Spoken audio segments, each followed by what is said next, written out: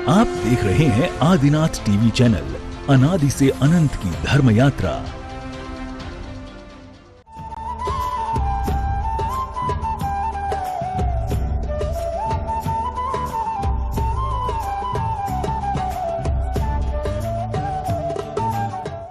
इस कार्यक्रम के पुण्यार्जक हैं श्री कंवरलाल जी महावीर प्रसाद जी, पाटनी, मदनगंज, किशनगढ़, राजस्थान।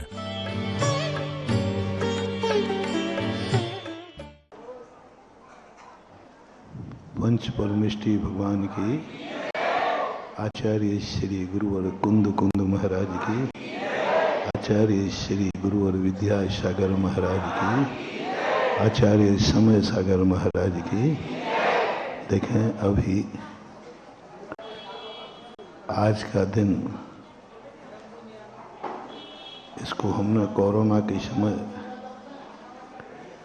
देव दर्शन दिवस के नाम से कहा था, क्योंकि दुनिया में ना जाने कितने लौकिक दिवस बनाते हैं, लेकिन जैनियों के भी कुछ दिवस होते हैं। आज वो दृष्टि परम पड़ी होगी भरत चक्रवर्ती की, जिसे सूर्य बिंब में स्थित जिनेंद्र भगवान के दर्शन हुए।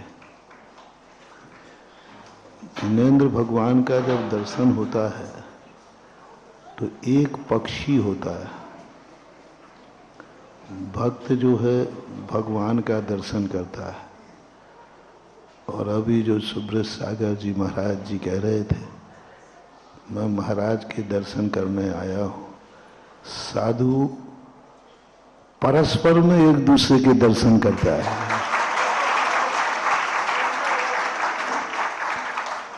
भगवान के पास एक पक्षी दर्शन होता है।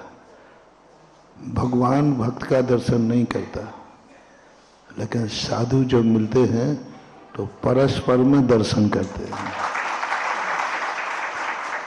चाहे वो आचार्य हो, चाहे उपाध्याय हो, चाहे साधु हो, जिन मुद्रा का रूप कहलाती।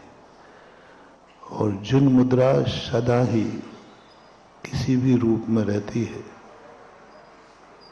लेकिन जिन मुद्रा चाहे आचार्य के रूप में हो, चाहे उपाध्याय के रूप में हो, चाहे साधु के रूप में, जिन मुद्रा में कोई अंतर नहीं आता। और जिन मुद्रा, जहां दो जिन मुद्राएं हों तो परस्पर में दर्शन होता है। आज मकर संक्रांति को ये योग लिखा था। शायद मकर संक्रांति पर पहली बार ही ऐसा हुआ 40-50 साल में। देखो, मिलते तो रहते हैं साधु, लेकिन मकर संक्रांति को मिलना। प्रमोद बाबू आकर के 2-3 दिन से कह रहे थे। मैंने कहा देखो भाई, जैसा नियोग होगा उस नियोग को ना टाला जा सकता हो, ना टालना चाहिए। इसलिए एक निमित्त होता है कोई, और काल भी एक निमित्त है। मकर संक्रांति को लोगों ने विद्रूपित कर दिया। जैन दर्शन के जितने भी त्योहार हैं, वे सम्यक दर्शन के प्रतीक थे, कर्म निर्जरा के प्रतीक थे, कहीं ना कहीं धर्म से जुड़े थे। उसमें किसी दूसरों की कमी नहीं है। हम खुद अपना स्वरूप भूल जाते हैं और दुनिया में हम ढल जाते हैं। रक्षाबंधन जैसा पवित्र त्योहार आप लोगों ने भाई बहन का त्योहार बना दिया।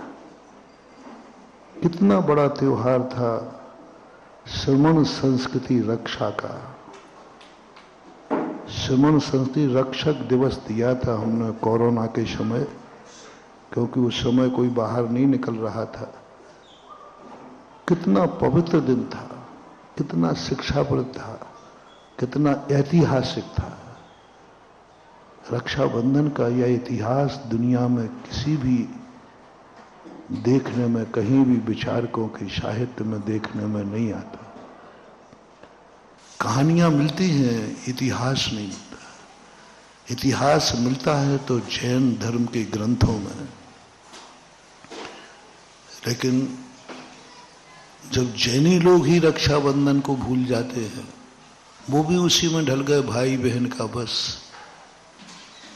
मात्र एक ही बहन के मन में एक ही भाव आता है, आज भैया को राखी बांधना है, और भाई के मन में आता है कि आज भाई को राखी बांधना है। लेकिन भूल गए मूल स्वरूप कि दोनों को मिलकर के आज सुमन की रक्षा करना है, संस्कृति की रक्षा करना।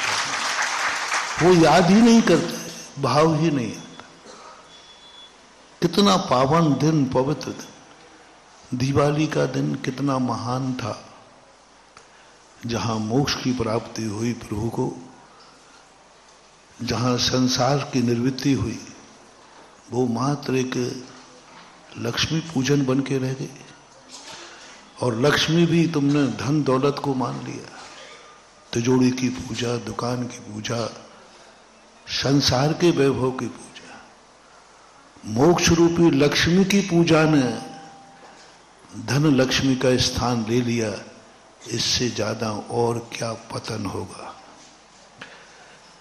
इसलिए नहीं कि अन्य लोग इसको क्यों नहीं मानते, इसलिए कि जैनी लोग भी नहीं मानते हैं कि ये मोक्ष लक्ष्मी की पूजा है। उस पवित्र दिन को भी आप लोगों ने, और आज का दिन भी कितना पवित्र दिन था। देव दर्शन दिवस आज हर जैनी के पास, आज हर जैनी के घर में धोती दुपट्टा पहनकर मंदिर में अभिषेक करते हुए मिलना चाहिए।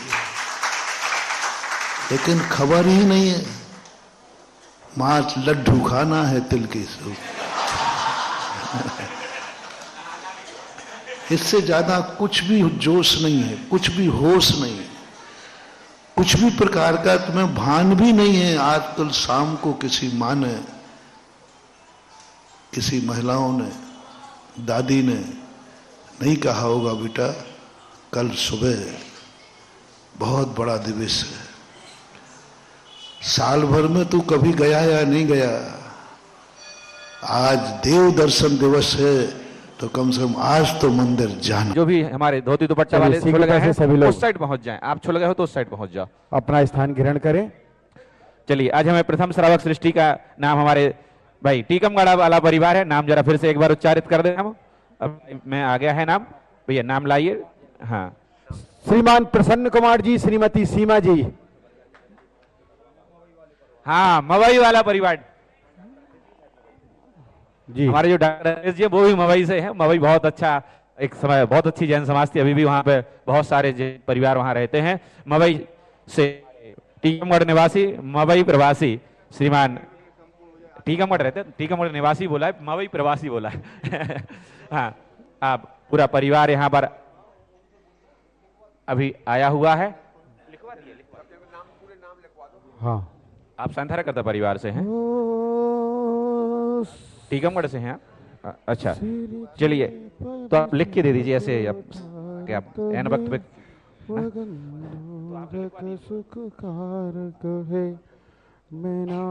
आपकी अलग से सांधरा है। गंदोदक के द्वारा किया क्षण में कोढ़ निवारा, श्री जी का अभिषेक करें हमले कसोद जल द्वारा, धुल जाए पाप हमारा। सुरगण धर जिन्हें न छू पाए, हम आज उन्हें छू पाते। यह धन्य घड़ी मिल जाए बारंबारा, कर भाव भक्ति कर धारा। श्री जी का अभिषेक करें हमले कसोद जल द्वारा, धुल जाए पाप हमारा।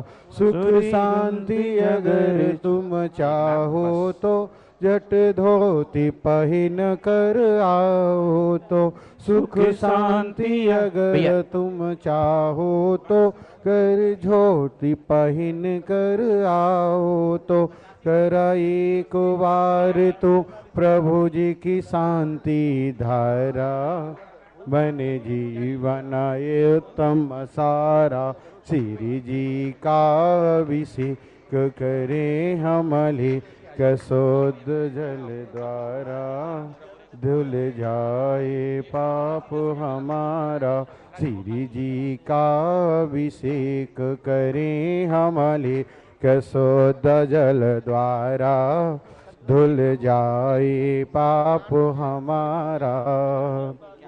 बोले तीर चक्रवर्ती जगत पूज्य निर्यापक श्रमण मुनि पंगव 108 सुधा सागर जी महाराज की। और हमारे टीकमगढ़ वाले परिवार आज के जो हमारे श्रावक श्रेष्ठी परिवार हैं पहुंचे। कुमारी अर्पिता जैन सीए की परीक्षा सफलता हेतु। श्रीं क्लीं ऐं अरहं वं मं हम शं तं पं वं वं मं मं हम हम शं शं तं तं पं पं झं झं झीं झीं क्षीं क्षीं द्रां द्रां द्रीं द्रीं द्रावय द्रावय नमो रहते भगवते श्रीमते ओम ह्रीं क्रोम अभिषेकार कश्य पापम खंडय खंडय जय जय दह दह पच पच पाचय पाचय ओम नमो हम झम झीं छीं हम सम जम बम ह्रा यह शा छाम छीं छूम छेम छईं छौं छम छा छबीं ह्रां ह्रीं ह्रूं ह्रैं ह्रैं ह्रौं ह्रम ह्राद राम ह्रीं द्रावय द्रावय नमो रहते भगवते श्रीमते ठा ठा सृष्टि श्री अर्पित जैन कुमारी अर्पिता जैन सीए की परीक्षा सफल। ये परीक्षा सफलार्थम श्री प्रसन्न कुमार जैन सीमा जैन आरोग्यार्थम संजय जैन सर्वज्ञ जैन राजेश जैन टीकमगढ़ निवासिना समस्त परिवारा मानसी झांसी नान सुनील साध्या वीरबेन जैन पुष्पा जैन दिव्यांग जैन स्वामी जैन समस्त परिवार आरोग्यार्थम राजीव जैन गुल्लन श्रीरस्तु वृद्धिरस्तु तुष्टिरस्तु पुष्टिरस्तु शांतिरस्तु कांतिरस्तु कल्याणमस्तु स्वाहा एवं अस्माकं कार्य सिद्ध्यर्थम सर्वविघ्न निवारणार्थम श्रीमद् भगवत अर्हत सर्वज्ञ परमेष्टि परम पवित्राय नमो नमः। श्री शांति भट्टारक पाद पद्म प्रसादा सद्धर्म श्री बलायु आरोग्य शौर्या विवृद्धिरस्तु सद्धर्म शौशस्य परस्य वर्गा प्रसिद्धंतु नः। ओम वृषवादया श्री वर्धमान पर्यंता चतुर्विंशति अर्हंत भगवंता सर्वज्ञा परम मंगल नाम ध्येया यहाँ मुत्सा सिद्धिम तन्वंतु सद्धर्म कार्येषु यहाँ मुत्सा सिद्धिम प्रयच्छन्तु नः। ओम नमो रते भगवते श्रीमते पार्थिथंकराय श्रीमद रत्नत्रय रूपाय दिव्य तेजो मूर्ते प्रभा मंडल मंडिताय द्वादश गण सहिताय अनंत चतुष्टय सहिताय समो क्षण केवल ज्ञान लक्ष्मी शोभता अष्टादश दोष रहताय षट्चत्वार सदगुण संयुक्ताय परमेष्टि परम पवित्राय सम्यक ज्ञानाय स्वयं भवे सिद्धाय बुद्धाय परमात्मने परम सुखाय त्रिलोक महताय अनंत संसार चक्रमर्दनाय अनंत ज्ञान दर्शन वीर सुखास्पदाय त्रिलोक वशंकराय सद्ज्ञानाय सद्ब्रह्मणे बृहत्फणा मंडल मंडिताय ऋषि आरिका श्रावक श्राविका प्रमुख चतुसंगोप सर्वनाशनाय घाती कर्म क्षयंकराय अजराय अभवाय सृष्टि श्री समस्त शांति धारा का त्रिनाम व्याधिम घिनंतो श्री जनाभिषेक पूजन प्रसाद सर्व सेवका नाम सर्वदोष रोग शोक भय पीड़ा विनाशनम भवतु। ओम नमो रहते भगवते प्रक्षिणा से दोष कनुसाय दिव्य तेजो मूर्ते नमः। श्री शांतिनाथाय शांति कराय सर्वविघ्न प्रनाशनाय सर्वरोगापनाशनाय सर्वपर्क शुद्रपद्र विनाशनाय सर्वारिष्ट शांति कराय अभिषेक जैन टीकमगढ़ काकविष्ण कार्य टीकमगढ़ आरोग्यार्थम ओम ह्रां ह्रीं ह्रूं ह्रौरा श्या उषा नमः।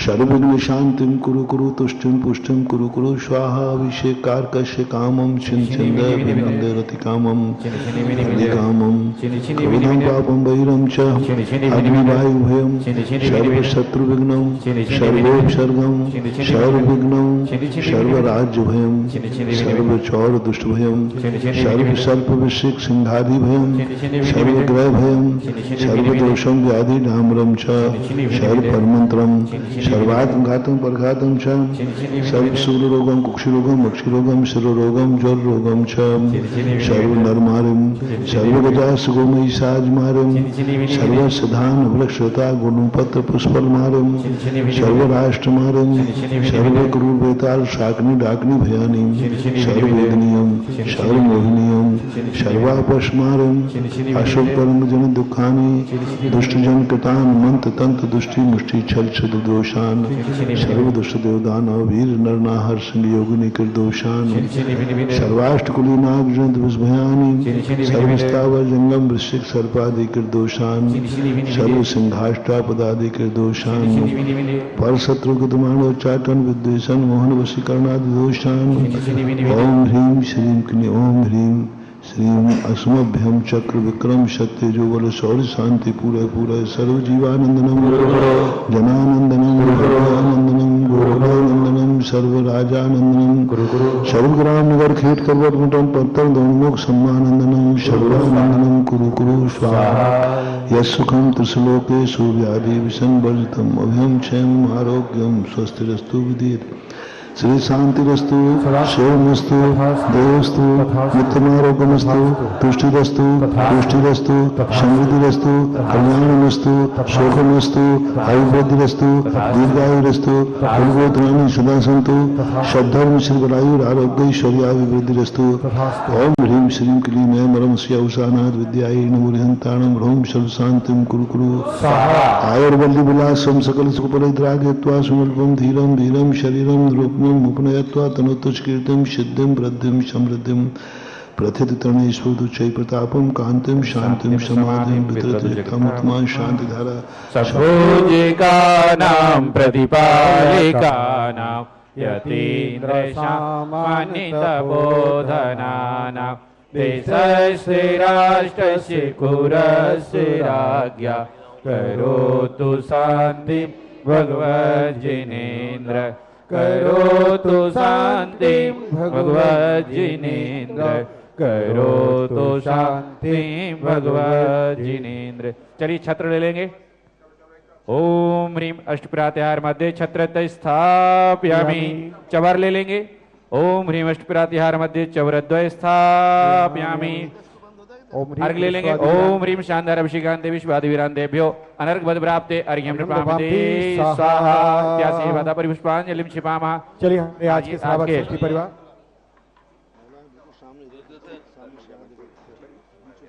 हाँ, हमारे सिर्फ शांति धारा करता परिवार यहाँ रहेंगे और कोई भी आगे नहीं आएगा। सभी से अनुरोध है और उधर से भी मुकुट निकालें भैया, मुकुट निकालें। पूरे 200 देशों में ऐसा कि महाराज जी को उठा के ले जाए, सबको वहां से दूर कर दो थोड़ा सा। गुरु जी के चरण पखारे धन भाग हमारे, मैंने गुरु जी के चरण धन भाग हमारे, चरणाम्बुज स्पर्श करत ही, चरणाम्बुज स्पर्श करत ही छाए हर्ष अपारे, मैंने गुरु जी चरण पखारे। यहाँ से किसी को मत दो, सामने से भैया जी भाई। अरे माताओं यहाँ से देखो, ये टेबल हमने क्यों लगा रखी है यहाँ पे माता जी। अरे हाँ, महिलाएं सब खड़ी हो जाओ, जाते दे रहा है आपको, यहाँ से आ जाओ आप लोग, महिलाओं सब खड़े करेंगे। उठ जाइए आप यहाँ से। अरे इधर मेरे ठीक सामने मत पड़ना चाहिए। उठो उठो, खड़े हो जाओ, सबको खड़े करो पहले, सबको खड़े करो पहले। सीधा से उठ जाओ। आप लोग सब लोग साइड से हो जाओ भैया। और करो, और खिसका दो, एक लाइन पूरी खड़ी करो ना। खड़े हो जाओ जल्दी से। निवेदन है महिला वर्ग जो यहाँ पूजा करने बैठ गए, शीघ्रता से आप लोग हाफ कर दें उसको।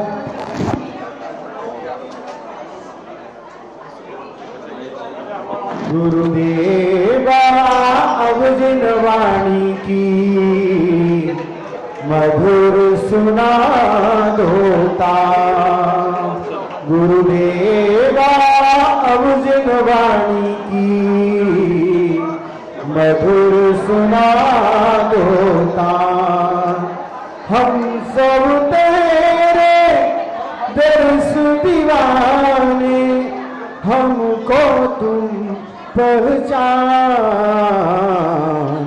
मधुर सुना होता। सभी लोग अपने हाथों को जोड़ें और पूज्य श्री के पावन श्री चरणों में कंधों तक बालों से निवेदन है। भैया उस साइड से दे दें, आप उस साइड नीचे। महिला वर्ग अपने स्थान पर शीघ्रता से बैठे और पूज्य श्री के पावन श्री चरणों में हे भगवान नमोस्तु, हे भगवान नमोस्तु, हे भगवान नमोस्तु। आपकी मंगलमयी दिव्य देशना हम सब लोगों का मोक्ष मार्ग प्रशस्त करे, ऐसी भावना के साथ पूज्य श्री के पावन श्री चरणों में कोटि सा नमोस्तु भगवान, नमोस्तु भगवान। ओम नमः सिद्धेभ्यः, जय श्री ओम नमः सिद्धेभ्यः। सर्वमंगल मांगल्यं सर्वकल्याणकारकं प्रधानं सर्वधर्माणां जैनं जयतु शासनं। पंच परमेष्टि भगवान की, आचार्य श्री गुरुवर कुंद कुंद महाराज की, आचार्य श्री गुरुवर विद्यासागर महाराज की, तीर्थ चक्रवर्ती जगत पूज्य मुनि पुंगव 108 सुधा सागर जी महाराज की, पूज्य मुनिवर श्री शिव सागर जी महाराज की, पूज्य आरिका संघ की, पूज्य मुनि संघ की, नमोस्तु भगवान।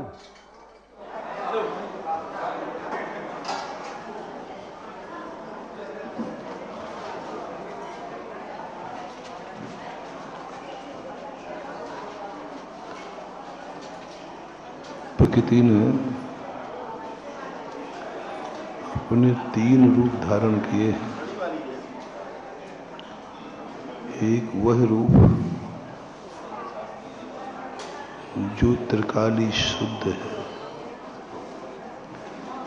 कल भी शुद्ध था, आज भी शुद्ध है और कल भी शुद्ध रहेगा। ऐसे दशा से, ऐसी परिणति से किसी को कोई लाभ भी नहीं है और हानि भी नहीं। एक बार हमने बताया था, जो त्रिकालिक शुद्ध वस्तु है वो कभी सगुण नहीं होती, मंगल नहीं होती, उसमें कभी अतिशय नहीं होता,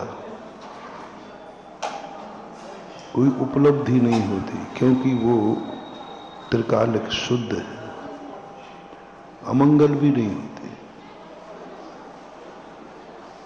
मात है अस्थि मात।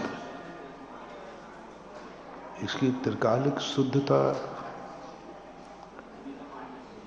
का अपने आप में अनुभव करना, चिंतन करना, मनन करना ज्ञान का तो कारण बनेगा, लेकिन विकास नहीं होगा। ज्ञान होना अलग चीज है और विकास होना अलग चीज है। त्रिकालिक वस्तुओं का जो भी चिंतन मनन अपन जब करेंगे तो उस दशा को हम स्थिर हो जाएंगे, कूटस्थ हो जाएंगे, हम मात ज्ञायक स्वभावी बन जाएंगे, हम जानने देखने वाले बन जाएंगे। कुछ लेन देन नहीं होगा, कुछ कर्तापन नहीं होगा, कर्म नहीं होगा, करण नहीं होगा, संप्रदान नहीं होगा, संबंध नहीं होगा, संबोधन नहीं होगा, कुछ नहीं होगा। अध्यास शास्त्रों में जब व्यक्ति त्रिकालिक शुद्धता का ध्यान करता है तब उसकी स्थिति एक ज्ञायक स्वभावी बन जाती, बस वो जानता देखता है, अच्छा बुरा उसका कुछ नहीं हो सकता। ज्ञाता दृष्टापना रहने से उपसर्ग दूर नहीं होगा, संकट दूर नहीं होगा, उपलब्धि कुछ भी नहीं होगी। त्रिकालिक शुद्ध द्रव्य जो है, त्रिकालिक शुद्ध द्रव्य की तो बात दूर रही, त्रिकालिक शुद्ध द्रव्य का चिंतन करने मात्र से भी हमारी सारी गतिविधियां रुक जाती हैं। इसलिए वे ही लोग त्रिकालिक शुद्धता का ध्यान करते हैं जिनको पुण्य और पाप से कोई मतलब नहीं है, अच्छे बुरे से कोई मतलब नहीं है, संसार और मोक्ष से भी कोई मतलब नहीं है, स्थित प्रज्ञ हो गए। वे ज्ञायक स्वभाव का चिंतन करते हैं। जैसे विशेष रूप से जो शुद्ध उपयोगी मुनिराज होते हैं, वे त्रिकालिक शुद्धता को अपने ज्ञान का विषय बनाते हैं, क्योंकि वे इष्ट अनिष्ट से ऊपर उठ गए। और इष्ट अनिष्ट से जब ऊपर उठते हैं, सिद्ध भगवान, अरहंत भगवान, शुद्ध उपयोगी मुनिराज, इनसे हमें कोई लाभ होने वाला नहीं। इनको हम जान सकते हैं, देख सकते हैं, ज्ञान का विषय बन सकता है, ज्ञाता दृष्टा बन सकते हैं, ज्ञायक स्वभाव आ सकता है, लेकिन हमारा विकास नहीं होगा। हम जहां हैं वहीं रह जाएंगे, हम जहां हैं वहीं रह जाएंगे। इसलिए त्रिकाली शुद्ध स्वरूप का वही चिंतन करें जिसके रास्ते पूरे होकर मंजिल के दरवाजे पहुंच गए हो, जिनको ये महसूस हो गया हो कि अब हमारे लिए कोई रास्ता नहीं, हमारी मंजिल निश्चित है। मंजिल के दरवाजे पर पहुंचने के बाद अब आप ज्ञायक स्वभावी बनिए, त्रिकालिक शुद्धता का ध्यान कीजिए। और त्रिकालिक शुद्धता का ही ध्यान करना है, क्योंकि आप अब मंजिल में प्रवेश करने वाले, और मंजिल के पाने के बाद फिर आप ज्ञायक स्वभावी बनिए, फिर आप ज्ञाता दृष्टा बनिए, फिर आपको कुछ भी नहीं करना है। अशुद्ध द्रव्य आपके ज्ञान में भी नहीं आना चाहिए। सिद्ध भगवान स्वभाव पर्याय का आनंद लेते हैं, विभाव पर्याय तो उनके ज्ञान का भी विषय नहीं बनती। विभाव पर्याय तो उनके ज्ञान में झलकती हैं, लेकिन आती नहीं, क्योंकि वो मंजिल पा चुके हैं। और मंजिल पाना जहां निश्चित हो गया हो, रत्नत्रय 12वें गुण स्थान में पहुंच गया हो, उस समय तुम एकत्व वितर्क के माध्यम से शुद्ध स्वरूप का चिंतन करना। इसलिए शुद्ध द्रव्य, शुद्ध वस्तु और शुद्ध चिंतन आपके लिए, यदि आपको ऐसा लग रहा हो कि मैं अपने आप में पूर्ण हूं, अब मुझे कुछ नहीं करना धरना, मैं सब कुछ कर चुका हूं, अब मेरा कोई कुछ बिगाड़ नहीं सकता, अब मैं मर नहीं सकता, मैं अमर हो गया हूं, मैं शाश्वत अविनाशी हूं, कोई मुझे मिटा नहीं सकता, कुछ भी नहीं कर सकता, मैं अजर हूं, अमर हूं, अविनाशी हूं, मुझे कोई भय नहीं है। ऐसी दशा तुम्हें प्रकट हो जाए तो तुम शुद्ध स्वरूप का चिंतन करना। समय सार पढ़ने के लिए मनाही नहीं है, लेकिन समय सारी यदि तुम्हें बनना है तो पहले ये बताओ, तुम्हें मरने का डर तो नहीं है? नहीं, मैं कुछ नहीं कहूँ, मैं तो पूछ लेता हूँ। नहीं है तो बहादुर आदमी। मरने का डर तो नहीं है? फिर एक आध छिकुली छोड़ाऊं ऊपर। मरने का डर नहीं है, वो समय सारी है। समय सार का अध्ययन करना और समय सारी होना। अध्ययन करना बुरा नहीं है। मैं सिद्धों का ज्ञान कर सकता हूं, लेकिन सिद्धों का अनुभव नहीं कर सकता। मुझे सिद्धों का ज्ञान है, लेकिन सिद्धों का अनुभव नहीं हो सकता। इसी प्रकार समय सार का ज्ञान करो, ज्ञान रखो, लेकिन तुम समय सारी नहीं बन सकते। यदि मरने का डर लग रहा है तो समय सारी मत बनना। नहीं तो तुम और जल्दी मरोगे, कोई बचाने वाला भी नहीं मिलेगा। समय सारी बनना इतना खतरनाक है। जरूरी नहीं कि जो दवाई अच्छी है वो सबको अच्छी हो। वही दवाई किसी को नुकसानदायक हो सकती है कि नहीं, और किसी के लिए अच्छी है। रोटी भी किसी को अच्छी है, किसी को बुरी है। पानी भी किसी को अच्छा है, किसी को, अब डायलिसिस वाले को पानी कम दिया जाता है, नहीं पिए तो बहुत अच्छा है। तो दुनिया में कोई भी चीज मत समझो कि सर्वथा अच्छी है। समय सार बहुत खतरनाक चीज है। यदि तुम समय सारी बनने की चेष्टा की तो तुम मरोगे तो सही, लेकिन तुम्हें बचाने वाला कोई भी नहीं होगा। तुम्हारी किस्मत भी नहीं होगी, भगवान भी नहीं बचाएंगे, दवाई लगेगी नहीं, क्योंकि तुम समय सारी हो। क्योंकि समय सारी व्यक्ति वही बन सकता है जो मरण से, 7 भयों से मुक्त। कुंद कुंद स्वामी ने सम्यक दर्शन के पहले अंग में कहा कि समय सार का सम्यक दर्शन वही है जो 8 भय विप मुक्का। 8 भयों से यदि तुम मुक्त नहीं हो तो समय सारी मत बनना। समय सारी बनना सर्वोत्कृष्ट है, बहुत अच्छा है, बुरा नहीं है, बहुत अच्छा है। लेकिन उसी के लिए अच्छा है जो कि 8 भयों से मुक्त हो जाए। 8 भयों से मुक्त पहली शर्त लगाई। पहले निसंकेत अंग में 2 गाथाएं कही। उनमें एक गाथा में कहा सन्मक दृष्टि सत्य भय विप मुक्का। हम इंटरव्यू दे रहे हैं समय सारी बनने का। बोलो यह लोक भय है कि नहीं? यह लोक भय का अर्थ मैं लुट नहीं जाऊं, मेरी इज्जत खराब ना हो जाए, मेरा परिवार ना खत्म हो जाए, मेरा धन खत्म ना हो जाए, मेरे छापा नहीं पड़ जाए, मेरी चोरी नहीं हो जाए, मेरा धंधा नहीं बिगड़ जाए। क्या इस भय से आप मुक्त हैं? साची साची बोलना। नहीं हो तो छापा वाले को भेजे देता हूं, कोई बात नहीं। चोर भले, चोर और छापा वाले बुलाने से जल्दी आ जाते हैं। छापा वाले के यहाँ एक शिकायत करना है कि भाई इसके यहाँ देख लेना एक को। क्या ऐसी दशा है? कल्पना करो।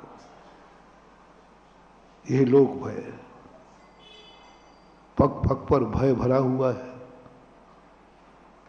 परलोक भय, अंगली भाव का भय तो नहीं है। नरक मिले, चाहे पशु मिले, चाहे निगोद मिले, 84 लाख में जो मिले, हमें कोई डर नहीं है। क्या इतनी हिम्मत है?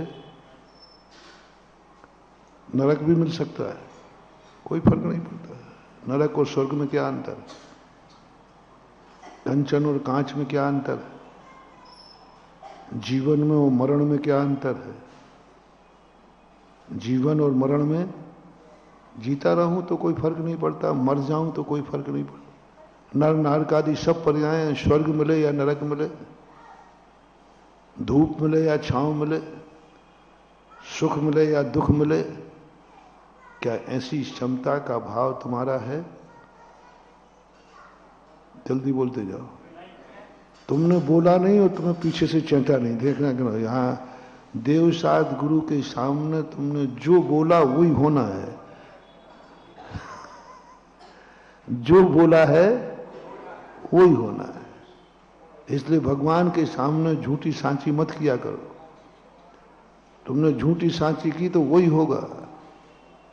तुमने भगवान की सौगंध खा के कहा कि मेरा बेटा मर जाए, झूठी मत खा लेना, नहीं तो वो मर ही जाएगा।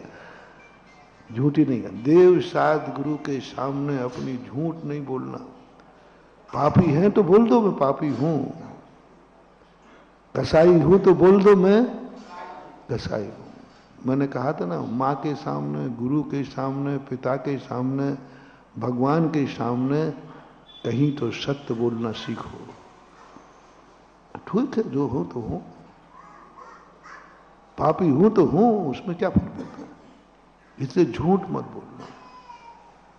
यदि तुम्हें किसी का भय ना हो, परलोक का, मैं नरक जाऊं तो कोई फर्क नहीं पड़ता, मैं दुखी रहूं या सुखी रहूं कोई फर्क नहीं पड़ता। क्या ऐसी समता भाव तुम्हारे पास है? नहीं। अभी तुम्हारी तो बात छोड़ो, जिस चर्चा को मैं कर रहा हूं मैं ही नहीं उसमें शामिल हो रहा हूं, तो तुम किसकी किरिया हो? हाँ, मैं भी नहीं कहूंगा। सुख दुख के प्रति हमारी उतनी क्षमता नहीं है जितनी समय सार में कहा भय।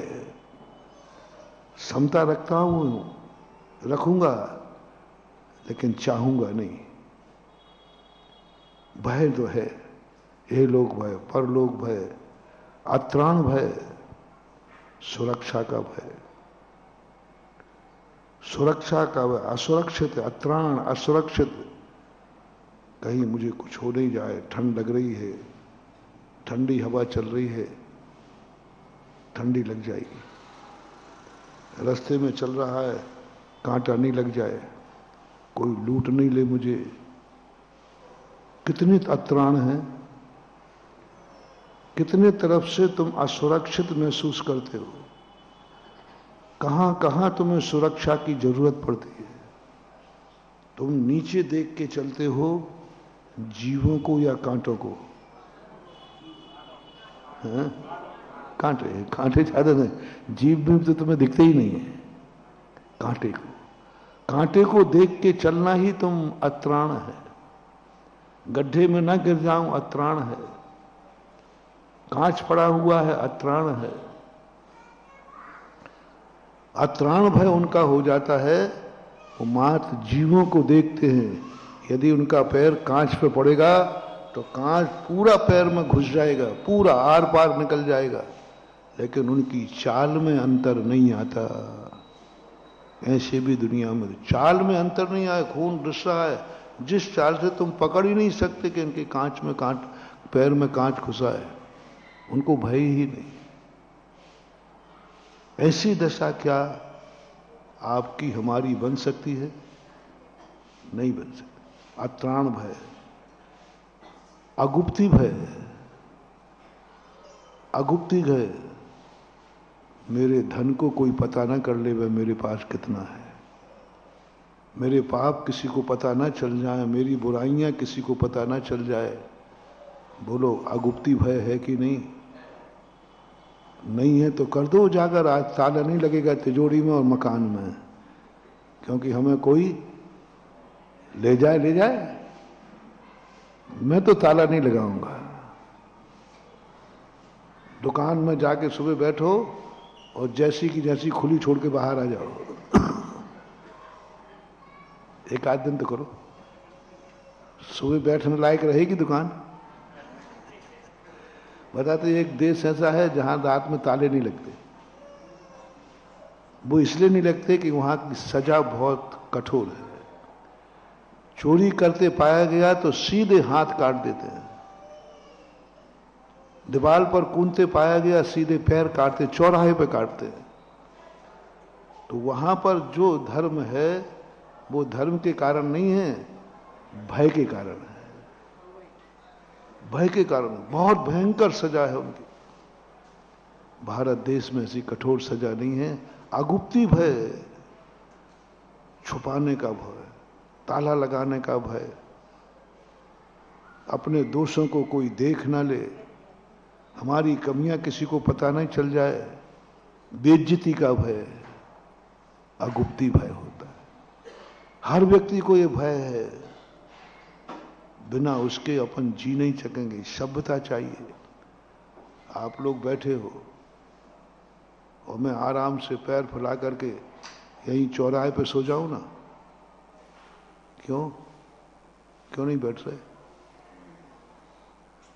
जैसे तुम बिल्कुल अकेले में रहते हो, ऐसे ही सड़क पे क्यों नहीं रहते? क्यों? लोग क्या कहेंगे? लोग क्या कहेंगे? तो 4 लोगों के सामने आप टिपटाप अच्छे बढ़िया, और अकेले में फटी लुंगी चलेगी गन सब कुछ चलता है, लेकिन जैसी भीड़ में आते हो, बारात आएगी अच्छे कपड़े पर, अगुप्ती अपने आप को भय है कि मेरे उजागर ना हो जाए, और फिर आता है मरण भय। मरण भय, मरने का भय तो 24 घंटे सारे भयों से व्यक्ति मुक्त हो जाए, लेकिन मरण भय से मुक्त नहीं हो पाता। मरने का डर तो हर व्यक्ति को लगा है। प्रमाण है, बीमार होने पर दवाई क्यों ले रहा है, भूख लगने पर भोजन क्यों कर रहा है, भूख की वेदना सहन नहीं हो रही इसलिए नहीं, वो भी एक भय है। लेकिन मर जाऊंगा मैं, हम लोग तो भूख सहन करने में बहुत माहिर हैं, होगा कष्ट तो हो जाएगा, कष्टों से हम नहीं डरते, पर आहार को क्यों उठ जाते हैं? मुझे इसका डर नहीं है कि मैं भूख लग रही है, मुझे भूख की वेदना का भी डर नहीं है, मुझे डर है कि नहीं लिया तो मैं मर जाऊंगा, मेरा रत्नत्रय खत्म हो जाएगा प्राणघात हो जाएगा।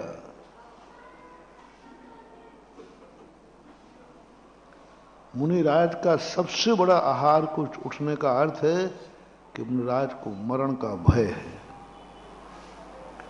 अपरह संयम अपनाने का अर्थ है कि मरण का भय है। एक आता है वेदना भय, वेदना का भय,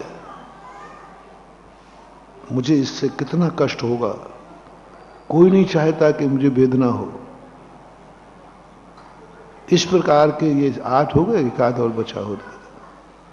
हे लोक, परलोक, अत्राण, गुप्ती, वेदना, मरण, अकस्मात भय, अकस्मात, अकस्मात में तो बेटा सब फंस जाओगे। अभी पीछे से कोई यूं कर दे तुम साइकिल चला रहे हो ना, और कोई कह दे अरे भाई देख देख तेरे पीछे का चाक घूम रहा है, अब उसने क्या क्या गलत बोला था? फिर भी क्या भय लग गया है? चाक घूम रहा है ना, कोई खतरा है। आकस्मिक भय, एक छोटी सी कोई चीज गिर जाए अपन एकदम हिचक जाते हैं। आकस्मिक भय से कौन व्यक्ति? ये 7 भयों से मुक्त यदि तुम हो जाओ तो तुम्हें समय सारी बनने की छूट है। तुम समय सारी बनने का पहला फर्स्ट एड पेपर है। 7 भयों से मुक्त हो जाओ, और जो 7 भयों से मुक्त हो गया वह समय सार के शुद्ध स्वरूप का आनंद ले सकता है। मैं बिल्कुल भी नहीं कहूंगा कि गृहस्थ नहीं ले सकता, मैं बिल्कुल भी नहीं कहूंगा मुनिराज नहीं ले सकते, मैं बिल्कुल भी नहीं कहूंगा कि वृत्ति नहीं ले, सब ले सकते हैं। बस कंडीशन ये है कि आप अपने आप को देख लो कि तुम 7 भयों से मुक्त हो कि नहीं। यदि नहीं हो तो पाखंड मत करना, अपने आप को समय सारी मत कहना, नहीं तो बर्बाद हो जाओगे। हमारे यहां है, हम जो नहीं हैं वो अपने आप को मानना बर्बादी का लक्षण है। मैं भगवान नहीं हूं, भगवान मानना बर्बादी का कारण है। मुनि नहीं हूं और मुनि मानना बर्बादी का कारण है। श्रावक नहीं है और श्रावक मानना बर्बादी का कारण है। समय सारी नहीं हो फिर भी समय सारी मानना बर्बादी का कारण है। हम ऊंचे होकर अपने आप को नीचा मान सकते हैं, लेकिन नीचे होकर अपने आप को ऊंचा नहीं मान सकते। नीति है ये, सिद्धांत नहीं है। नीति कहती है ऊंचे होकर के अपने आप को नीचा मानना, कोई घाटा नहीं, बहुत घाटा नहीं। उच्च गोत्र का बंध हो रहा है, बहुत ऊंचा है, जगत पूज्य है, सारी दुनिया परमेष्टि मानती है, और साधु अपने आप को प्रतिक्रमण में कहता है पापेष्टेन दुरात्मना जड़ दिया। अच्छा है, लक्षण अच्छे हैं। और नीचे रह करके ऊंची दुकान और नीचे रह करके अपने आप को ऊंचा मानना नीच गोत्र के बंध का कारण है। मोटिवेशन, ऊंचे रह करके नीचा मानना, ऊंचे रह करके नीचा मानना उच्च गोत्र का बंध का कारण है। जो तखत पर बैठने लायक है वो जमीन पर बैठ गया, उच्च गोत्र के बंध के कारण है। जिसको दुनिया नमस्कार करती उसने किसी को नमस्कार कर लिया, उच्च गोत्र का कारण है। बहुत ऊंचा है और कहता मैं तो कुछ हूं ही नहीं, मैं तो कुछ भी नहीं हूं, मैं तो अकिंचित करूं, उच्च गोत्र का कारण है। और तुम्हारे नीचे बैठने की बकत है और तखत पर बैठ गए तो नीच गोत्र के बंध का कारण है। तुम गलत आदमी हो और अच्छा कह रहे हो, नीच गोत्र का कारण है। अपराधी होकर निरपराधी कह रहे हो, नीच गोत्र का कारण है। अशुद्ध होकर शुद्ध कह रहे हो, नीच गोत्र का कारण है। मुनि नहीं हो और अपने आप को मुनि के समान मानना नीच गोत्र के बंध का कारण है। इसलिए महानुभाव, कभी भी झूठ मत बोलना। 7 भयों से तुम मुक्त हो या नहीं, जो मैंने बताया। जल्दी बोलो, सही बोल दो। नहीं, और तुमने गलत बोला नहीं, और जाति एक्सीडेंट होगा रास्ते में, बोले इसको डर है ही नहीं, मर जाना। बोले कोई बात नहीं भाई, तू मर रहा है, क्या फर्क पड़ता है जीने और मरने में। नहीं होगा। धर्म यही तो कहता है, सत्य स्वीकार करो तुम्हारा कल्याण हो जाएगा। अंजन चोर से उनके गुरु ने मात्र एक ही बात पूछी, तुम कौन हो? चोर हो। चोरी करना अच्छा है कि बुरा? बुरा है। आगे क्या विचार है नहीं करने का? ये 3 प्रश्नों के जवाब में कहा, क्या चाहते हो? बोले मुनि बनना चाहता हूं। महाराज ने दीक्षा दे दी और दीक्षा लेते ही एक अंतर मुहूर्त में केवल ज्ञान होकर मोक्ष चला गया। कुछ नहीं पढ़ा, कुछ नहीं लिखा, कुछ नहीं किया, नमोकार मंत्र भी पढ़ना नहीं आया, कुछ भी तो नहीं किया उसने। बात 3 प्रश्न गुरु ने किए, तुम कौन हो? सत्य बोलो। तुम कौन हो? उसने बेटा नहीं कहा, मैं फलाने पिता का बेटा, नाम नहीं कहा, क्योंकि नाम से बड़ा काम का टाइटल होता है। नाम का टाइटल उतना बड़ा नहीं जितना काम का है। उसने कहा कौन हो तुम? बोले चोर हूं मैं। तो ये चोरी करना ठीक है कि नहीं? गलत है, पाप है। आगे क्या विचार है? अब मैं जिंदगी में ये चोरी नहीं करना चाहता। ये 3 प्रश्नों के जवाब तुम्हारी जिंदगी में रखना, गुरु के पास, भगवान के पास, जिनवाणी मां के पास, हो सके तो अपने माँ बाप के पास। उसमें हो सके लगा रहा हो, क्योंकि कई बार माँ बाप भी खतरेप्रद होते हैं, कई बार वहां स्थिति बिगड़े। लेकिन देव शास्त्र गुरु के जहां तुमने मस्तक झुकाया हो, जहां तुमने अर्घ्य चढ़ाया हो, जहां तुमने नमोस्तु किया हो, जहां तुमने अपना आराध्य माना हो, जिनकी तुमने भक्ति की हो, शरण प्राप्त की हो, अरहंत शरणम, सिद्ध शरणम, साहू शरणम, केवली प्रणतम, बस ये 4 लोगों के यहां, और ये 4 ही मंगल हैं। बहुत बड़ा मोटिवेशन दे रहा हूं महानुभाव, 4 ही ये मंगल हैं। और मंगल के सामने झूठ मत बोलना, नहीं तो मंगल भी क्या हो जाएगा? अमंगल हो जाएगा। गुरु से कपट, मित्र से चोरी, या हो निर्धन या हो कोड़ी। प्रतिज्ञा कर लो। मैं अपने भक्तों से कहना चाहूंगा, इन चार के सामने कभी झूठ नहीं बोलना, छल कपट नहीं करना, मायाचारी नहीं करना। दुनिया से नहीं कह रहा हूं, क्योंकि दुनिया में तुम इनके बिना जीवी, छल भी करना पड़ेगा, कपट भी करना पड़ेगा, मैं करो बस ये चार। क्यों? ये चार मंगल हैं। मंगल के सामने हमने अमंगल कर दिया, मंगल के सामने ही अमंगल कर दिया, मंगल के सामने ही पाप कर दिया, मंगल के सामने ही तुम झूठ बोल गए। मंगल कोई, अब तुम कहां रहोगे? अन्य क्षेत्र में किया हुआ अमंगल इन चार के सामने खत्म हो जाता है। तुमने तो वो पाप इस मंगल के सामने ही किया है। बहुत बड़ी करुणा करके कह रहा हूं, कभी ये चार जिनको तुम मंगल कहते हो, मंगल के सामने बिल्कुल सरल सहज बन जाओ, क्योंकि ये मंगल है। या तो इनको मंगल मानो मत, इनको मंगल मानो मत, कोई बात नहीं। हम जैनियों से पूछ रहा हूं, तुम सही रूप धारण करना चाहते हो या इनको घोषणा करो हम इन चारों को मंगल नहीं मानते हैं? प्रस्ताव पास करो, बोलो ये चार मंगल हैं कि नहीं आपके लिए? पक्का? बाद में बदलना नहीं,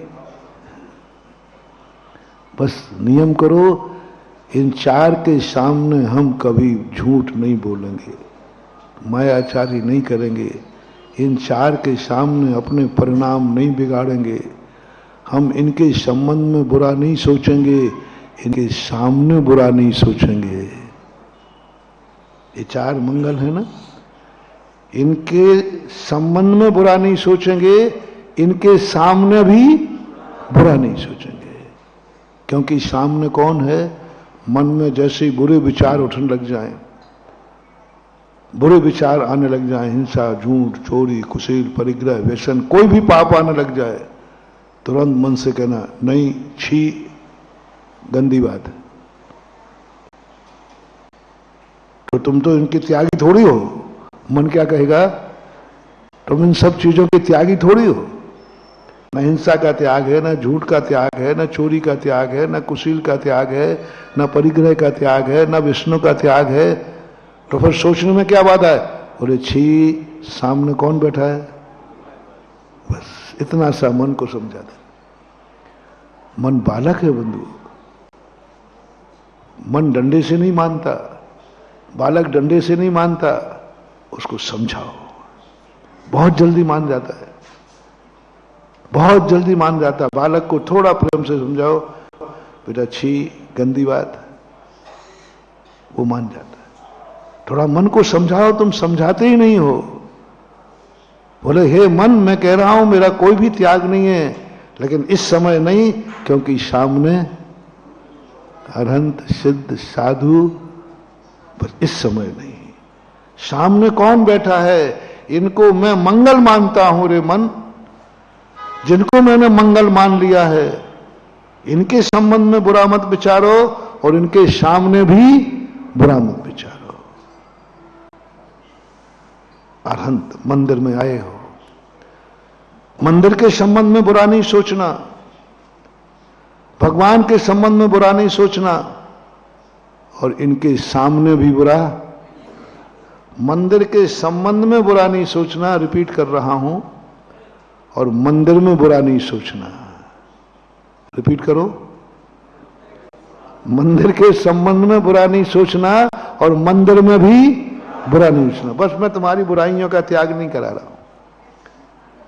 कल मैंने सारी बुराइयों के लिए कितनी महिमा है, गंदी चीजों को भी हमने बहुत ऊंचा उठा दिया था करना। बस तुम इतना सा मान जाओ, मंदिर के संबंध में हम कभी बुरा विचार नहीं करेंगे और मंदिर में हम कभी बुराइयां तुम करते हो, मंदिर के बाहर जो करना हो जो करना। इतना तो कर लो कम से कम। इतना भी तुमने कर लिया तो 24 घंटे की बुराइयों का जो पाप बंद होगा, गैर जमानती वारंट नहीं आएगा, अग्रिम जमानत पे मैं तुम्हें बरी करा लूंगा। ये मान, इतना सा, बस ये धारा नहीं लग जाए, देखो भाई मैं ये धारा नहीं लग जाए कि इसकी जमानत नहीं हो सकती क्योंकि इसने मंदिर के संबंध में बुरा सोचा है, बस फिर मैं कुछ नहीं कर पाऊंगा। I am sorry please. फिर तुम मुझे गुरु मानो, भगवान मानो, तुम्हें जो मानना हो मानो, मैं तुम्हें बरी नहीं करा पाऊंगा क्योंकि तुमने किसके संबंध में बुरा सोचा है? मंदिर के संबंध में बुरा सोचा? नहीं महानुभाव, प्रतिज्ञा करो कि मैं मंदिर के संबंध में कभी बुरा नहीं सोचूंगा। दूसरी प्रतिज्ञा, मंदिर में बुरा मत सोचना, मंदिर में बुरा नहीं सोचना। नहीं, मन को कहो छी गंदी बात, क्योंकि ये क्या है? मंदिर है। मंदिर में कसाय नहीं, मंदिर के निमित्त से कसाय नहीं। मंदिर की मीटिंग हो रही है, कसाय नहीं। और दुनिया की मीटिंगों में कसाय करना, दुनिया की मीटिंगों में तुम्हारी दुकान पे, व्यापार में, रिश्तेदारी में, जहां तुम्हें करना हो, चलो तुम्हारे घर में कर लेना, भाई भाई से कर लेना, मम्मी पापा से कर लेना, कम से कम मंदिर में कसाय नहीं। किसकी मीटिंग है? मंदिर की। बस मन से कहना, देख मंदिर की मीटिंग में जा रहा हूं, मंदिर का कार्य होना है, मंदिर के संबंध में चर्चा होना है। आज कोई बैर भाव नहीं आएगा। उस मीटिंग में अपना दुश्मन भी आ रहा है ना? मैं उस मीटिंग में मन को पहले कह देना, मन में दुश्मन भी आ रहा है, 7 पीढ़ी का दुश्मन भी आ रहा है, और बल्कि अध्यक्ष ही वही है। और क्या बुला रहा हूं? जिसको देख के तुम्हें गुस्सा आती हो उसका नाम ले लेना। वही कमेटी का अध्यक्ष है, वही कमेटी में है, और तुम्हें क्या सोचना है? मन बस मंदिर की मीटिंग में गुस्सा नहीं करना, क्रोध नहीं करना, कसाय नहीं करना, क्योंकि ये मीटिंग मंदिर की है। मंदिर के निमित्त से हम परिणाम नहीं बिगाड़े। मन से कहना, बाद में उसको मंदिर की मीटिंग के बाद निपटाएंगे, उसको देखेंगे, छोड़ेंगे तो नहीं। मन कहता है छोड़ेंगे तो नहीं, ये हमारा 7 पीढ़ी का दुश्मन है। तो मन से कह देना, मैं तेरे साथ हूं, मैं तेरे, अपन उसको निपटेंगे। बस इतनी सी लाज रख देना, मंदिर की मीटिंग में कसाय मत करना, मंदिर की मीटिंग में बैर नहीं करना। बस इतनी सी तो बात है,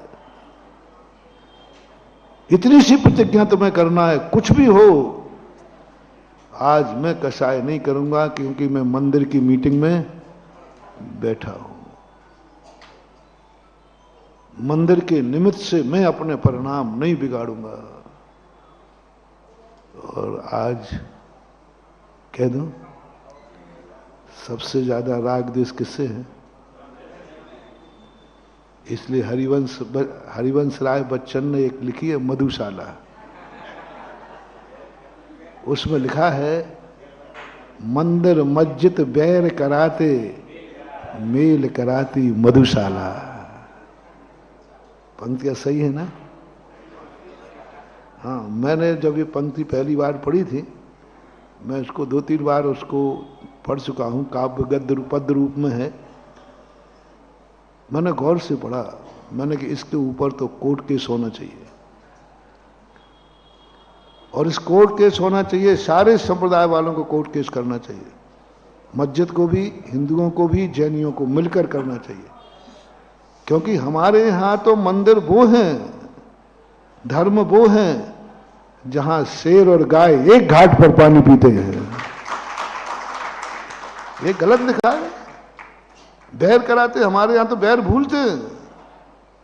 ये धर्म का अतिशय है। ये मैं मन में सोच के तैयारी कर ही रहा था कि आज प्रवचन में वकीलों को खड़ा करूंगा, वकील लोग इसको नोटिस दिलाओ,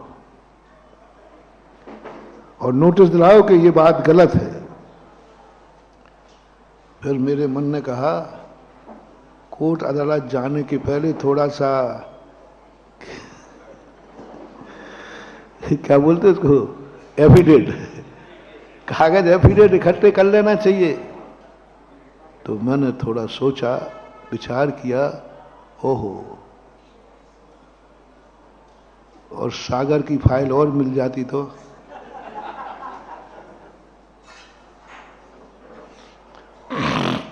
सागर सबसे ज्यादा बटा है धर्म के नाम पर, मंदिरों के नाम पर, गुरुओं के नाम पर, शास्त्रों के नाम पर।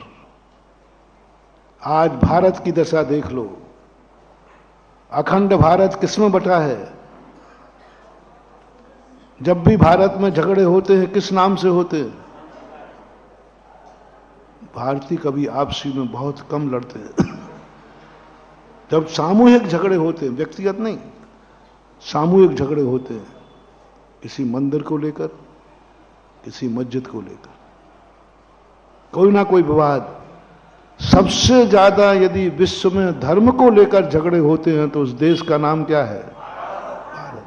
सारे दुनिया के मुल्कों में देख लें, धर्म के नाम पर कह रहा हूं। हालांकि ये बात अलग है कि हर देश में इतने संप्रदाय भी नहीं है। यहां सबसे ज्यादा झगड़े होते हैं, जाने जाती हैं, खून कच्चर हो जाते हैं, ये होता है।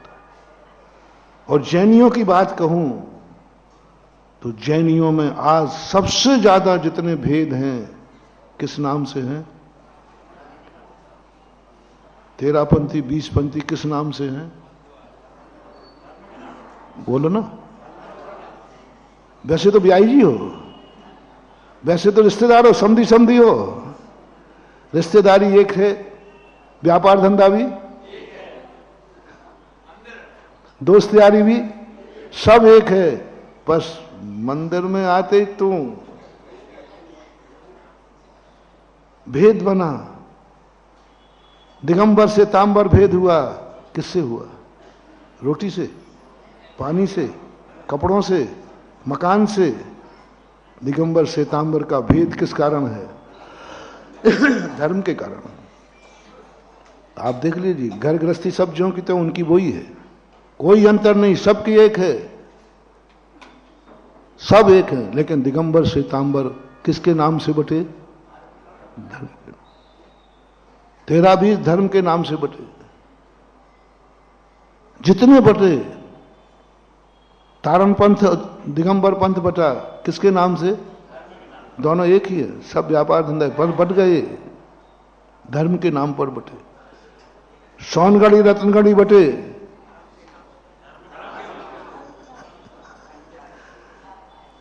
सोनगढ़ी शायद सोना खाता होगा, खाता तो वो व्यापार धंधे सब चल रहे हैं, सब एक दूसरे के रिश्तेदार हो, लेकिन कहां बटे हो? धर्म की गद्दी पे बटे, धर्म की गद्दी पे बट गए, हम अलग अलग हो गए। अब धर्म नहीं, अब तो और ज्यादा खतरनाक हो गए काम। धर्म के नाम पर नहीं बटे, मंदिर के नाम पर बट गए। तुम इस मंदिर के, इस मंदिर के, वो मंदिर गिरे तो टूटे, तो मरे, हमें कोई लेना देना, ये मंदिर अपना है, इसके हम ट्रस्टी हैं। बोलो, आपको मंदिरों से ज्यादा राग है या जिस मंदिर में आपका हुकूमत है उससे ज्यादा राग है? जो है तो है, वो सही बोलते जाओ, गड़बड़ मत करना। मंदिर से कितना राग? सब अपनी अपनी छाती पे हाथ रख के टटोलो अपनी अपनी गिरेबान। तुम्हें मंदिरों से राग है कि जिस मंदिर में तुम्हारी हुकूमत है, ट्रस्टी हो, उसके लिए, उसमें दान आवे तो खुशी है, उसकी बढ़ोतरी हो तो खुशी है, और जिसमें तुम नहीं हो उस पर यदि दान आ जाए तो सांप लौटते हैं तुम्हारे लिए, सांप। अरे, और यहां तक तुम नीचता पर उतर आते हो कि जिस मंदिर में दान तुम्हारी हुकूमत ना हो, तुम्हारा ग्रुप नहीं हो, तो दान देने वालों को रोक देते हो। वो देना चाहे, अरे यहां मत दो, इसमें मत दो। क्या करेंगे, कहां जाएंगे रे?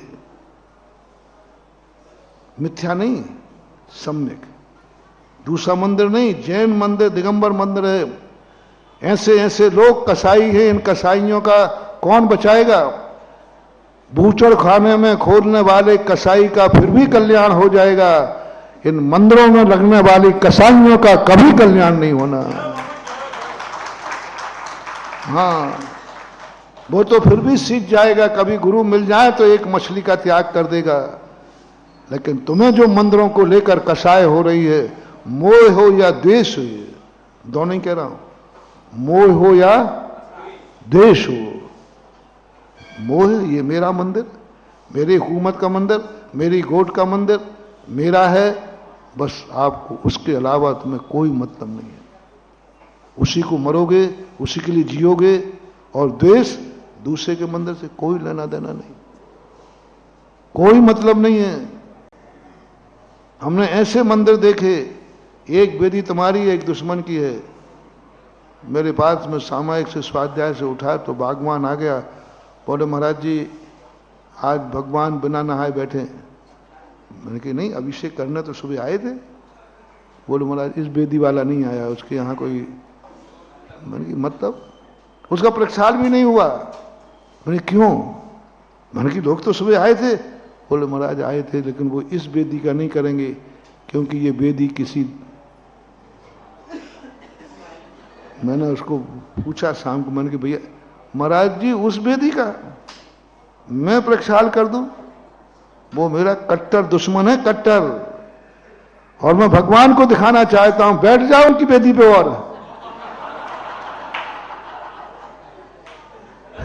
और बैठ जाओ उनकी वेदी पे, ऐसे ही रहोगे, ध्यान रखना। उस वेदी को वो नमोस्तु भी नहीं करता था, उस वेदी के सामने हाथ भी नहीं जोड़ता था, और बहुत अपनी वेदी में इतना एक एक 1.5 घंटे पूजा में लगाता था।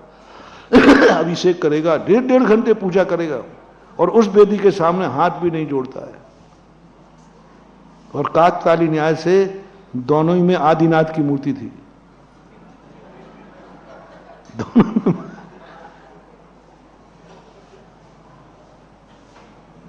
आपसे शेयर करना चाहूंगा, बोलो उसका 1-1.5 घंटे पूजा करना, अभिषेक करना, और बाजू वेदी के सामने हाथ नहीं जोड़ेगा। वो अभिषेक नहीं किया कि चलो आज नहीं आए तो हम अर्घ नहीं चढ़ाए होते। ऐसे व्यक्ति को क्या धर्मात्मा की कोटि में लिया जाए?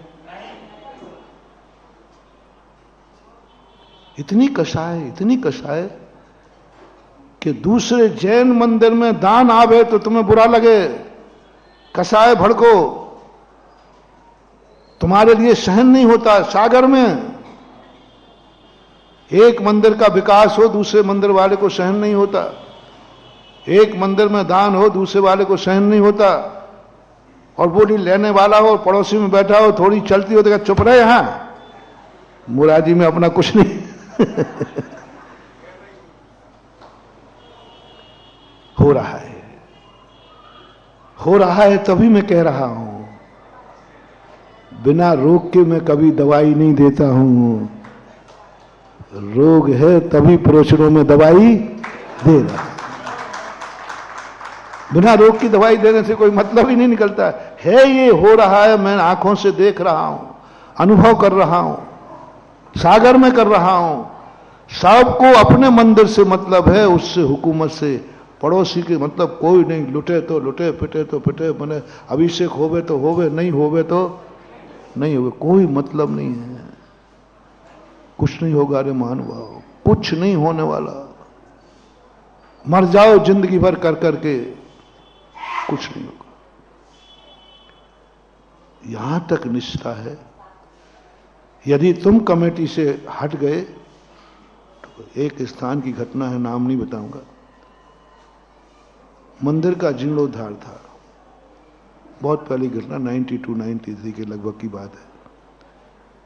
एक मंदिर की मूर्ति का जीर्णोद्धार हो रहा था, जैसे अपने चौधरी भाई के मंदिर का हुआ ना, ऐसे। और मंदिर का जीर्णोद्धार हो रहा था। पहले भी मैं एक बार गया था, लेकिन मेरा बिहार होना था, तो मीटिंग में तो पास कर लिया, लेकिन काम नहीं हो पाया। फिर मेरे मन में आया भाव एक बार कि चलो, उस समय उन लोगों ने बहुत सारे काम करना चाह रहे थे, चलो अब मंदिर का काम। जब तक मैं वहां पहुंचा दूसरी बार तो कमेटी बदल गई थी। अब हमें क्या लेना देना, कमेटी कोई हो, कोई निरप हो, मोह कहानी, अपने तो भगवान से मतलब है। हमने कहा चलो भाई काम शुरू करो। काम शुरू हो गया, मूर्ति का काम चल रहा था और एक व्यक्ति पुलिस में पहुंच गया। बोले साहब मंदिर ध्वस्त किया जा रहा है, मूर्ति पर हीरों का पालिश उतारा जा रहा है।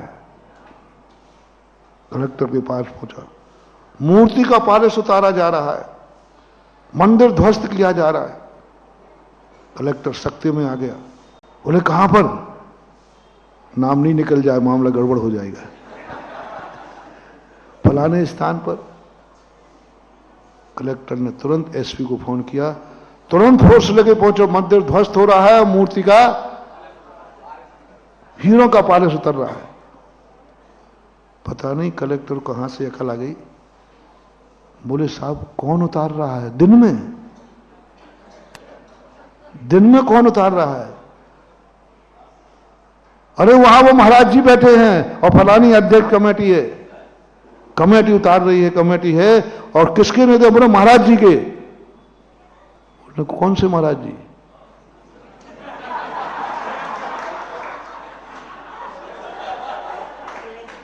अब मेरा नाम सुनते ही कलेक्टर की तो हवा खिसक गई। उनका सुधा सागर महाराज है। उसने कहा महाराज है। तुरंत उसने एसपी को क्या कही, बोले पुलिस वहां पहुंच तो नहीं गई? बोले नहीं पहुंची भैया, पहुंचना मत, आफत मत कर देना। वहां फलाने महाराज हैं, पुलिस में भेजो, अपन ही चलते हैं। थोड़ा टेलर है अपना।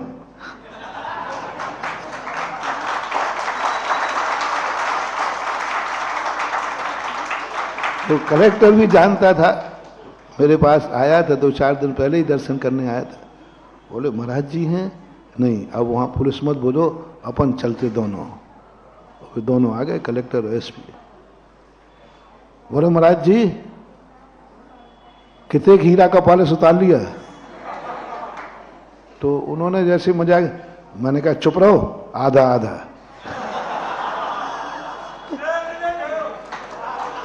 अब उन्होंने कहा तो हमने भी कह दिया भाई चुप रहो, आधा आधा। बोले महाराज जी बहुत अनर्थ हो जाता आज। उन्होंने पूरी कहानी सुनाई। मैंने की अच्छा फलाना व्यक्ति गया था? बोले हाँ महाराज। मैंने कि उसी की अध्यक्ष हो, इसके तो पहले वही अध्यक्ष था, उसी के समय पास हुआ था प्रोसीडिंग, देख लो उसके दस्तखत की, उसी ने तो पास कराया था। ये कार्य करना है, मूर्ति खंडित थी, नाक कान सब खंडित थे, और मंदिर का जो दोष था वो हटाने, तो पास उसने किया हुआ है। और यहां कौन सा पारस था? कलेक्टर सब ने देखा कुछ नहीं, बढ़िया काम हो रहा है। मैंने कि उसने कहा, उन्होंने प्रोसीडिंग पढ़ी और तुरंत पुलिस ने जाकर के उसको अरेस्ट करा दिया। बोले तुम वहां पर ऐसी शिकायत क्यों कर रहे हो? तुम्हारे महाराज हैं, तुम उनको मानते हो, वो तुम्हारे गुरु हैं कि नहीं? बोले पक्के हैं। तुमने प्रस्ताव पास किया था उन्हीं के सानिध्य में। बोले ये भी पक्का है। फिर आज शिकायत क्यों? बोले साहब बात ये है कि इस समय जो अध्यक्ष हैं वे हमारे एंटी ग्रुप के हैं, नगर पालिका के चुनाव में हमारे विरोध में खड़े हुए थे। किस चुनाव में? नगर पालिका के चुनाव में खड़े हुए थे। और ये कार्य उनके सामने कार्यकाल में हो गया तो उनका नाम हो जाएगा, प्रसिद्धि हो जाएगी। इसलिए क्या कलेक्टर ने उनको फटकारा?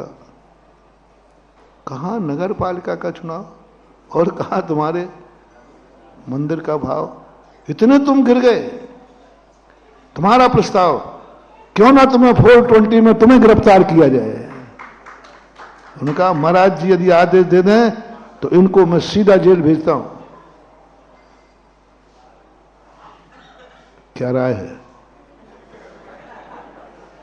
हाँ, कलेक्टर ने कहा तो महाराज जी आप कहो तो ये बहुत बड़े इनका प्रोसीडिंग सामने है, क्योंकि इन्होंने प्रोसीडिंग में पहले पास और आज और आप मैंने कि नहीं, बेचारा बाल बच्चों वाला है। अब हम लोग तो साधु का गुस्सा कितना, बस ये इतने कह दे मैं कि भाई ये मैंने कसाय से किया है, बहुत फटकार। अब बोलो महानुभाव, मंदिर को लेकर इतनी कसाय नहीं महानुभाव, नहीं। मंदिर को लेकर मंदिर की मीटिंग में मैं अपने भक्तों से कहना चाहूंगा कि जब जब मंदिर की मीटिंग हो, यदि कसाय को न जीत सको तो मीटिंग में जाना ही बंद करो, मंदिर की कमेटी में रहना बंद करो। किसी मंदिर कमेटी में मीटिंग में मत रहो, लेकिन मंदिर की मीटिंग में जाकर कसाय नहीं, मंदिर के निमित्त से कसाय नहीं।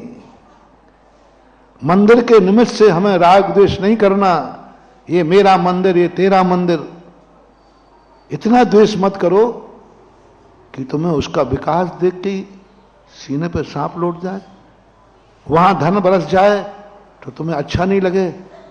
मैंने भाई क्यों दान बहुत आ रहा है सागरोदय में, हो महाराज आ तो रहो है। थोड़ा थोड़ा मुझे फैंसी ड्रेस करना आने लगा तुम लोगों को देख करके। हाँ के तुम नहीं हो तो मैं गलत बोल रहा हूं, तो तुम एक आध क्या के देखना, तुम्हें सब मालूम है कौन किस मंदिर से मोहित है, सबको मालूम है, सबके ग्रुप बने हुए हैं। दूसरे से कहना आजकल मोरा जी में बरस रहा है, तो हो बरस तो रहो है, ऐसे कहेंगे जैसे उसकी नानी मर गई हो। खुशी नहीं है उसको खुशी कब होगी? जिस मंदिर में वो है उसमें बरसे, जिस मंदिर का वो ट्रस्टी है उसका विकास हो, जिस मंदिर से उसका कोई संबंध है अहंकार का, उसके संबंध में हो।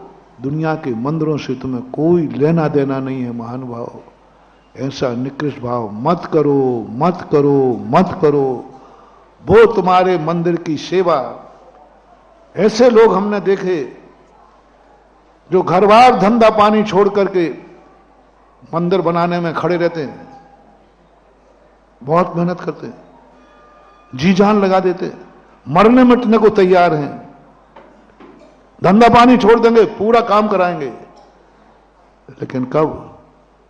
ट्रस्टी है इसलिए, पद पे है इसलिए, और जैसे उनको पद से हटा दो, जैसे मंदिर भाड़ में जाए, गिरे तो गिरे, बने तो बने, और बल्कि खुशी हो रहे, नहीं बने तो अच्छा है, जैसे इसको बेटा करो, जिससे इसको पता चले कि मेरे बिना तो ये कसाय भाव देखे हैं मैंने, हो रहा है। और झूठ मत बोलना, सागर इससे बंचे रहे थे क्या? हो रहा है, हर स्थान पे हो रहा है। मत करो, मत करो ऐसा। छोड़ो मंदिरों में काम करना, छोड़ो मंदिरों की मीटिंगों में जाना, अपने चुपचाप दर्शन करो, वापस आओ। कोई कहे क्यों भाई तुम क्यों नहीं आए? नहीं, मेरे में कसाय जागती है। मुझे जब तक ट्रस्टी नहीं बनाओगे मेरा राग नहीं जागेगा, जब तक मेरी हुकूमत नहीं आएगी, मेरी पार्टी जब तक नहीं आएगी, मैं उसमें कुछ नहीं कर पाऊंगा। ऐसा भाव मेरा वीक पॉइंट है, इसलिए मैंने मंदिरों की कमेटियों में जाना ही इस कारण से कमेटी छोड़ो। कहो इस पर कसाई के कारण छोड़ा है, मेरी कसाई नहीं तब मैं कसाई को नहीं जीत पा रहा हूं। कैसा एक संस्मरण शायद चतुर्मास में सुनाया होगा, यहां की नहीं दूसरे प्रांत की घटना है। पालकी जा रही थी, मैं शुरू पहुंचा ही था। एक व्यक्ति वहां आरती उतारते समय नोट रखते, 100 का नोट रखा था और एक श्रीफल रखा था। तो सबसे आगे मैं ही चलता हूं, रथ के आगे चलता हूं ना, तो मेरे सामने नोट लेके आया। तो मैंने कहा ये नोट क्यों ला रहा है? शायद ये इस देश की परंपरा होगी, महाराजों को रुपया दिया जाता होगा। अब मैंने यही समझा रुपया दिया जाता होगा, तो मैं तैयार हूं कि रुपया जैसे ही देगा मैं जम के लेक्चर झाड़ूंगा इसको। तुझे शर्म नहीं आती? ये कहाँ की? और वो तो उतार रहा आरती नमस्कार, और मेरी दृष्टि कि ये नोट का क्या करेगा? तो उसने तो हमारी आरती उतारी, नमस्कार किया, वो नोट मुझे ना दिया ना दिखाया, कुछ नहीं। मैंने कहा इसका अर्थ है नोट मेरे लिए। फिर मैंने उसका पीछा किया आंखों से, और जा करके वो पालकी जा रही थी, एक आगे पालकी थी, 2-3 पालकियां थी, तो उस पालकी के सामने भी ऐसे ही किया। मैंने कि भगवान आपको भी नहीं।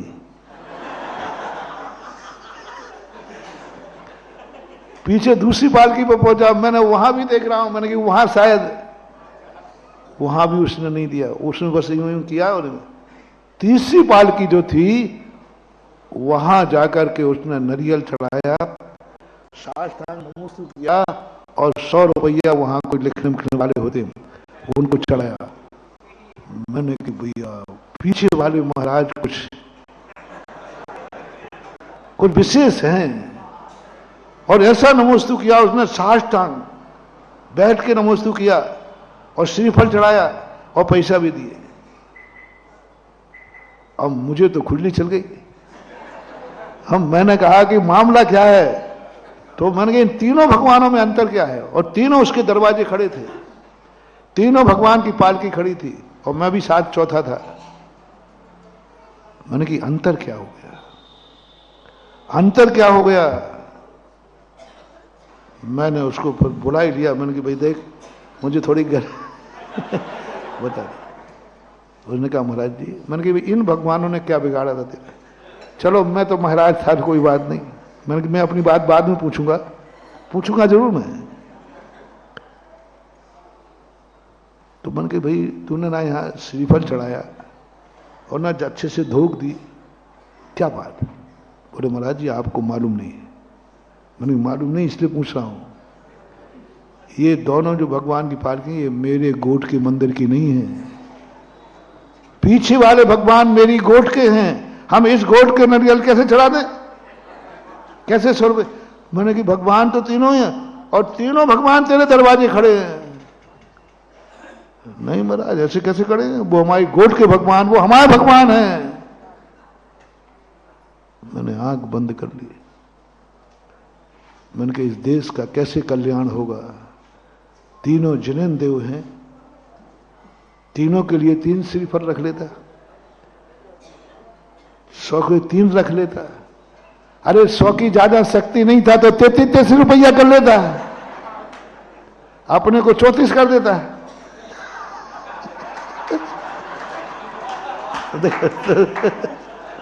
थोड़ा बहुत तो करा देना, कोई बात नहीं, गलत तो आप। अरे भाई यहां 33 कर लेता और अपनी कोट को 34 कर देता, नमस्तु कर लेता। नहीं किया उसने। अब मैंने कहा कि भाई ठीक है, ये तो बात तुम्हारी ठीक है, गोट अलग अलग है, फिर ये और बता दे मेरे से क्यों उसने ऐसा किया। तो महाराज आपको मालूम नहीं है। मैंने यही बता दो मैं किसको। बोले आप। वो तो आपको मैंने नमस्कार कर लिया, यही बहुत है। मैंने कहा भैया मुझे क्या बोलती, मेरी क्या राय है तेरे से। बोले आप मालूम किसकी गोट में ठहरे हो।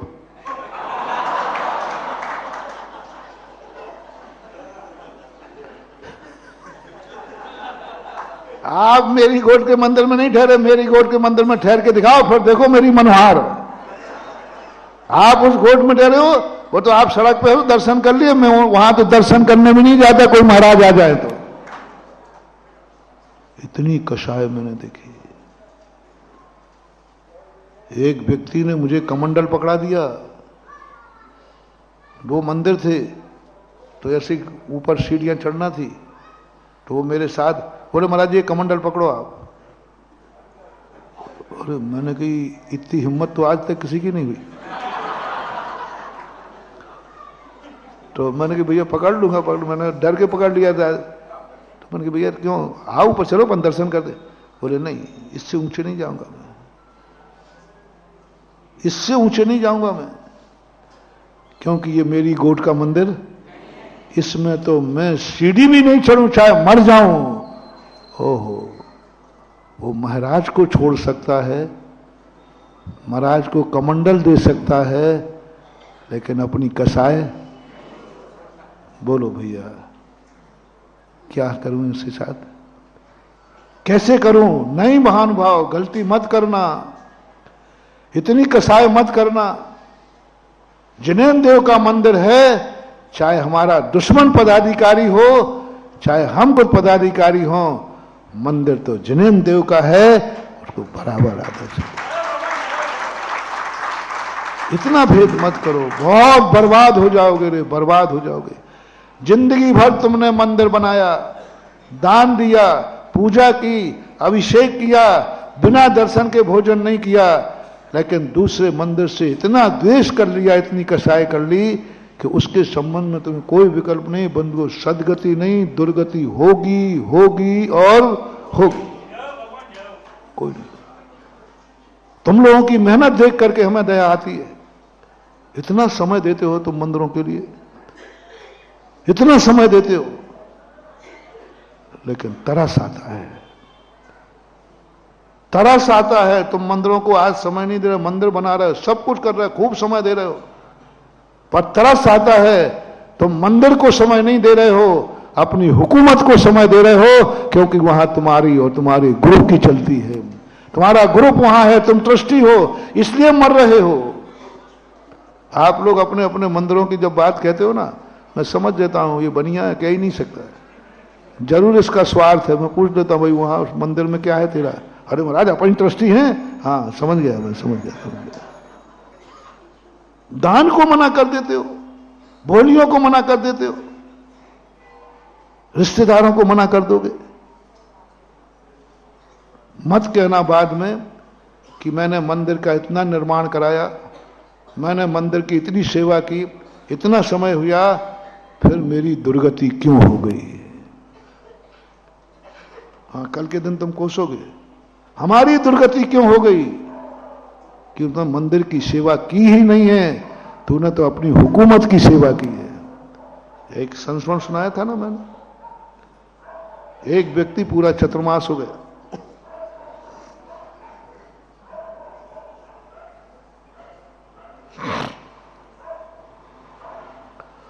₹1 का उसने दान नहीं दिया क्योंकि चतुर्मास में उसका ग्रुप नहीं था। चतुर्मास कमेटी बनती ना, उसका ग्रुप नहीं था। बहुत बहुत हम सब देखते रहते, कई शहरों में प्रवेश करो ना, और एक ग्रुप की पार्टी पे श्रीफल पे आ गए, दूसरा ना तो आगवानी में आएगा, उसके दरवाजे से भी निकल जाओ तो वो सड़क पे नहीं आएगा। ऐसा गांव भी मैंने देखा, राजस्थान में एक गांव है नहीं है।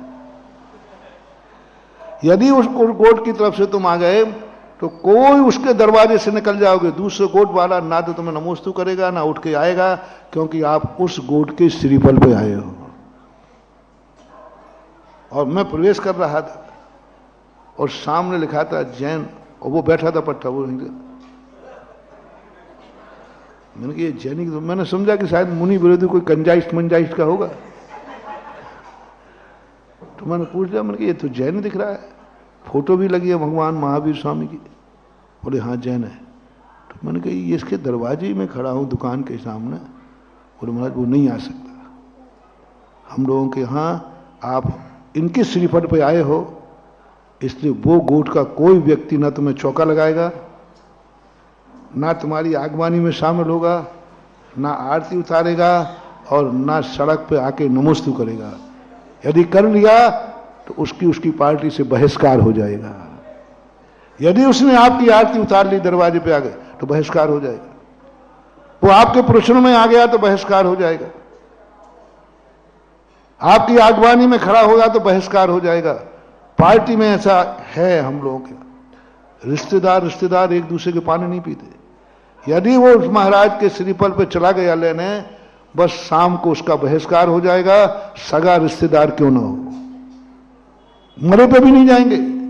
उसके यहां कोई मर जाए तो भी बैठ नहीं जाए, मरे तो मर जाए, मेरी पार्टी का नहीं।